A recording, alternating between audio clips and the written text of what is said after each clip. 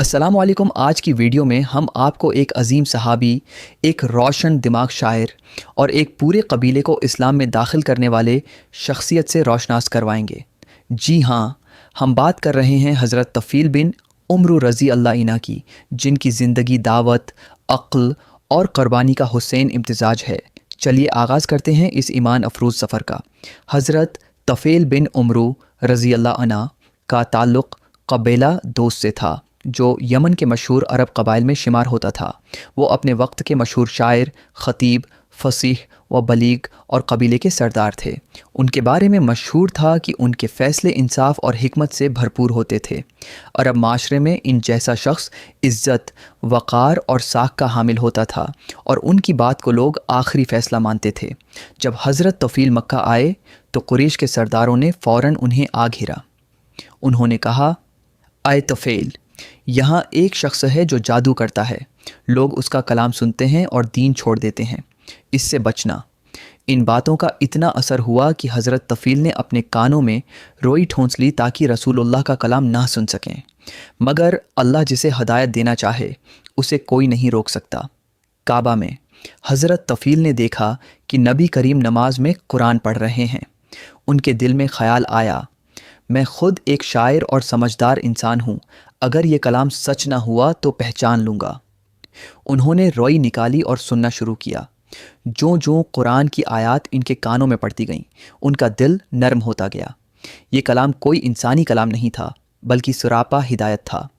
हज़रत तफ़ील ने फ़ौरन रसूलुल्लाह से मुलाकात की और कहा, ए मोहम्मद, आपका कलाम हैरत अंगीज़ है, मुझे इस्लाम के बारे में बताएं। नबी करीम ने उन्हें इस्लाम की तालीम दी और हज़रत तफ़ील बिन उम्र रज़ी अल्लाह अन्हा ने ईमान ले आए।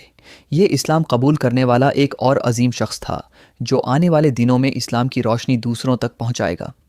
इस्लाम कबूल करने के बाद हज़रत तफ़ील ने अर्ज़ किया, या रसूल अल्लाह, मुझे इजाज़त दें मैं अपने कबीले में वापस जाऊँ और उन्हें इस्लाम की दावत दूँ। रसूलुल्लाह ने उनके लिए हदायत की दुआ फरमाई। वो वापस यमन गए और अपनी कौम को इस्लाम की दावत देना शुरू की, मगर फ़ौरन कामयाबी नहीं मिली। कुछ अरसे बाद वो वापस मक्का आए और कहा, या रसूल अल्लाह, मेरी कौम ना मानती है, उन पर बद्दुआ कीजिए। मगर रसूल रहमत ने बद्दुआ नहीं की, बल्कि दुआ की, ए अल्लाह, कबीला दूस को हिदायत दे। कुछ वक्त गुज़रा, हज़रत तफ़ील ने हिम्मत न हारी। उन्होंने दावत का अमल जारी रखा और आखिरकार उनकी कोशिशें रंग लाएं। पूरा कबीला दूस इस्लाम ले आया, जिनमें मशहूर सहाबी अबू हुरैरा रज़ी अल्लाह अन्हा भी शामिल थे।